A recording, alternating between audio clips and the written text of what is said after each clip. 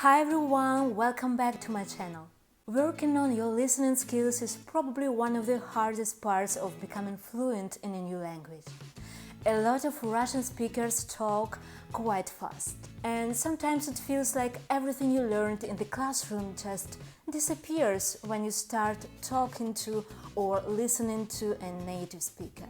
And today we are going to talk about what you can do to understand native speakers in conversations or on the TV. And I'm going to speak in slow Russian, so hopefully this will be good listening practice for you.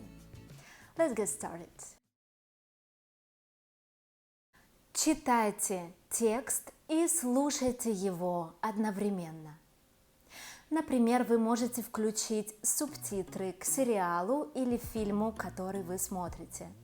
Я сама так делаю, когда смотрю сериал или фильм на английском языке, который не мой родной язык, или когда смотрю сериал на турецком языке, который я тоже изучаю, и я его немного знаю. И по своему опыту я могу сказать, что это очень эффективный способ тренировать наши уши. Конечно, субтитры должны быть не на вашем родном языке, а на языке, который вы изучаете. Это очевидно.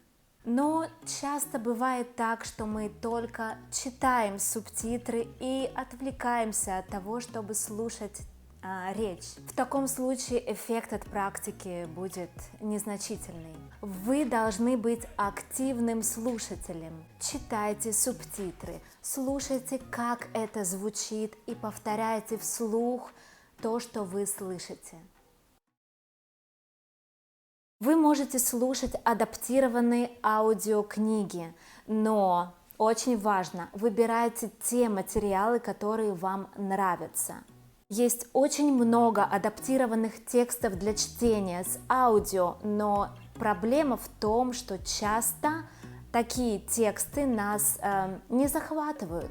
Обучение становится намного более эффективным, когда задействованы наши эмоции. Кроме эмоций, очень важно, чтобы контент, который мы слушаем, имел какую-то практическую пользу для нас, имел какую-то ценность. Например, вы сейчас хотите научиться рисовать лошадь. Вы можете найти обучающее видео на эту тему на языке, который вы изучаете. И вы получите двойную пользу. Вы научитесь, возможно, рисовать лошадь, и также вы выучите много новых слов и выражений по этой теме. Или вы хотите приготовить какое-то новое блюдо. Найдите рецепт на изучаемом вами языке, в данном случае на русском языке. Очень много рецептов вы можете найти здесь на YouTube. Последнее, что я хочу сказать на сегодня.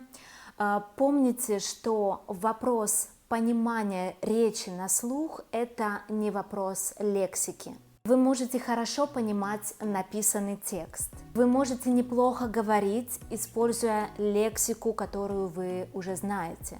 Но при этом вы можете не понимать быструю речь носителя языка, даже если он использует слова и выражения, которые вы знаете. Ваш мозг не распознает их в потоке речи носителя. Поэтому аудирование – это навык, который требует практики. Если вы выделите хотя бы 15 минут в день, хорошо, я знаю, пусть не каждый день, но ладно, 4-5 раз в неделю. 4-5 раз в неделю по 15 минут в день. И эти 15 минут в день вы будете активно практиковать навык восприятия речи на слух. Через короткое время, через несколько недель, вы заметите, что вы уже понимаете изучаемый язык на слух намного лучше. Всем желаю мотивации, успехов и увидимся с вами в следующем видео. До встречи!